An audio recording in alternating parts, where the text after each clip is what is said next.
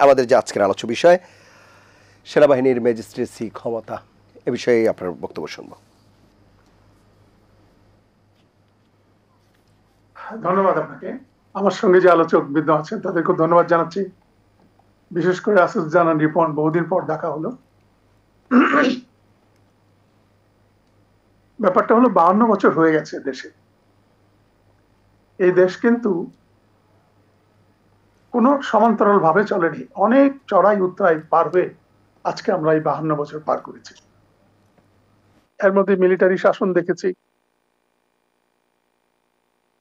তারপর আপনার নির্বাচন বহির্ভূত সরকার দ্বারা সরকার শাসন দেখেছি।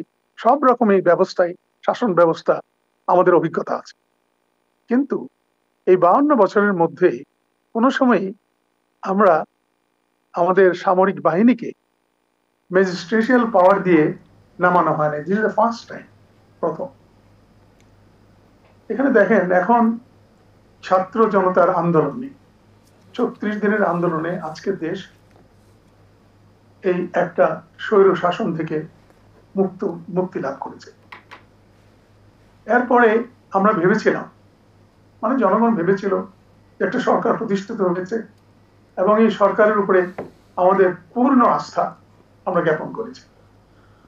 এর মধ্যে কিছু কিছু পলিটিক্যাল পার্টি ছিল যারা নির্বাচন নিয়ে তড়িঘড়ি করেছিল মাঝখানে, কিন্তু আপনারা দেখেছেন এর মধ্যে যে গত 2 দিন আগে বিশেষ করে বিএনপির চেয়ারপারসন, অ্যাক্টিং চেয়ারপারসন, যে তার বক্তব্যের মধ্যে যে এমন একটা চমৎকার বক্তব্য দিয়েছেন যাতে জাতি বুঝতে পেরেছে যে আসলে বৃহত্তর রাজনৈতিক পার্টিগুলা এই সরকারকে সাপোর্ট করে এবং একটা সংস্কারের পর এই সরকার নির্বাচনের মাধ্যমে একটা গঠিত সরকার বাকি কাজগুলো করবে। এই সময়ে আমরা দেখলাম 1 মাসে সরকারটা হয়নি। এই যে যারা আপনার যে ছাত্র জনতার আন্দোলনে যে জিনিসটা ঘটে গেল, তাদের রিপ্রেজেন্টেশন সরকারে ওইভাবে যেভাবে বিপ্লবী সরকার হয় সেভাবে আমরা দেখতে পাই নাই। ভালো হয়েছে, অভিজ্ঞ লোকদের এনে তারা বসিয়েছে, তারাও ভালো কাজ করছে। কিন্তু এখানে ব্যাপারটা হলো যে এই প্রক্রিয়ার মাধ্যমে কিন্তু জল অনেক ঘোলা হয়েছে এবং এই জল ঘোলার মধ্যে যারা স্বার্থান্বেষী মহল, তারা অস্থিরতা সৃষ্টি করার জন্য প্রত্যেকখানে একটা জায়গা কিন্তু বাজার হাট সবগুলো দখল পেয়েছে। কারা স্বার্থান্বেষী মহলটা? কারা স্বার্থান্বেষী মহল? কারা মধ্যে আমরা দেখি ফখরুল ইমাম, আপনি কি জনাব ফখরুল ইমাম প্লিজ আপনি কি একটু স্পষ্ট করবেন স্বার্থান্বেষী মহল কারা? বিগত সরকারের সময় যারা ছিল সুযোগ সন্ধানী বলতে চাচ্ছেন না অন্য কেউ? না না, আমি বলতে চাচ্ছি যে কিছু লোক থাকে যারা রাজনীতিও করে না, যারা আপনার ওই কারোর সঙ্গে জড়িত নাই, শুধু সন্ত্রাসের সঙ্গে জড়িত, রাজনৈতিক পরিচয় ব্যবহার করে। রাজনীতি বহির্ভূত যে লোকগুলো আছে, যারা সবসময় আজকে 52 বছর মধ্যে সবসময় তারা এই গলা জলে মাছ শিকার করেছে, তাদের কথাই বলছি। যেমন 6000 অস্ত্র এখনো বাইরে আছে, আনা লুট হয়েছে, সেই অস্ত্রগুলো এখনো আমরা আনতে পারি নাই, জোগাড় করতে পারি নাই। সুতরাং এটা তো আর ছাত্র আর জনতারা নেয় নাই, এটা নিয়েছে যারা, তাদের কাছ থেকে এটা ধার করতে হবে। এখন কথা হলো যে আপনি যদি ডাইভার্সিফিকেশন করে ফেলেন, আপনার এখন আমরা ভেবেছিলাম যে সরকার পিন পয়েন্ট করবে প্রবলেমসগুলো পিন পয়েন্ট করে, যদি সবচেয়ে বড় প্রবলেম ছিল আইন শৃঙ্খলার বড় শক্তি পুলিশ বাহিনী, সেটা তো এখন নাই, তাদের মরানো হারিয়ে গেছে এবং তারা আমি জানি না কোনো কারণে তারা জয়েন করতেছে না। একটা জিনিস আমাদেরকে লক্ষ্য রাখতে হবে যে এই বাহিনী কিন্তু চেইন অফ কমান্ডে চলে। চেইন অফ কমান্ড মানে কি, যে উপর থেকে যে অর্ডারটা আসে সেই অর্ডারটা তারা পালন করতে চায়, এটাই কিন্তু তাদের প্রশিক্ষণের একটা বড় জায়গা।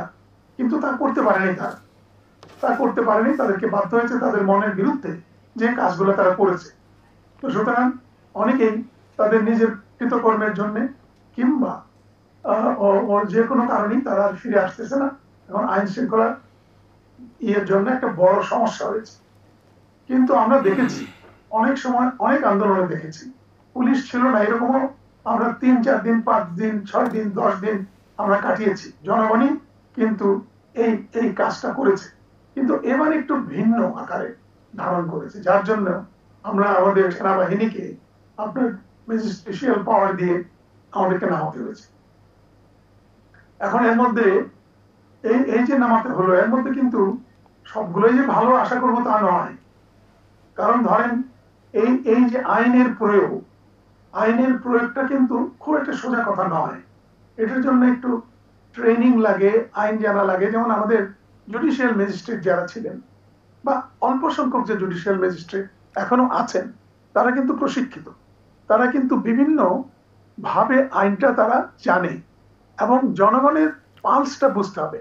মনে করেন যে রিয়েকশন, যদি আমাদের রাজনীতির মধ্যেই হলো যে প্রত্যেকটা আপনার জনগণের প্রত্যেকটা রাগ, হিংসা বলে না, আমার উপরে আচরণ বলে, এগুলোকে আমরা আত্মস্থ করি, গ্রহণ করি। ঠিক রিয়েকশন এন্ড পাল্টা রিয়েকশনটা যদি রাজনীতিতে অন্যভাবে হয়, আর প্রশাসনে অন্যভাবে, আর বিচার ব্যবস্থায় অন্যভাবে। আর বিচার ব্যবস্থা যারা ধরেন বিচার করে আর যারা ধরে, তারা কিন্তু দুইটা ব্যক্তি থাকে সবসময়। এটা কিন্তু একটা ইয়ের জন্য, একটা মানে স্বচ্ছতার জন্য, একটা অ্যাকাউন্টেবলের জন্য এটা করেছিল। পুলিশ ধরলো, পুলিশ আর বিচারিক ক্ষমতা নাই, এনে বিচারের কার্যালয় দিই। কিন্তু যে কোনো কারণেই হোক, এই দুইটা জিনিস আমরা একটি ব্যক্তিকে দিয়েছি। এখন এখানে আমি যারা দেখেছি যে সমস্ত কমিশন অফিসার, মানে সেকেন্ড লেফটেন্যান্ট থেকে আরম্ভ করে আপনার জেনারেল পর্যন্ত একই ম্যাজিস্ট্রেশিয়াল ক্ষমতায় পাওয়া। এরকম না যে ওইখানকার কর্নেল সাহেব পাইলেন, উনি ডেলিগেট করলেন মেজরকে, মেজর ডেলিগেট করলো লেফটেন্যান্ট করলেন, তা তো নয়। যে অর্ডারটা আমি দেখেছি, আমি জানি না আমি ভুল বলছি কিনা, অর্ডারটা যে দেখেছি সবাই কিন্তু অটোমেটিক্যালি ম্যাজিস্ট্রিয়াল পাওয়ার পেয়ে গেছেন, every officer, every commission officer. এখন সেনাবাহিনীর একটা নিজস্ব নিয়ম আছে। এখন সেনাবাহিনী যে এটা নিয়ন্ত্রণ করে যে লেফটেন্যান্টের যে বিচারিক ক্ষমতা, একজন কর্নেল সাহেবের নিশ্চয়ই বিচারিক ক্ষমতা এক হবে না।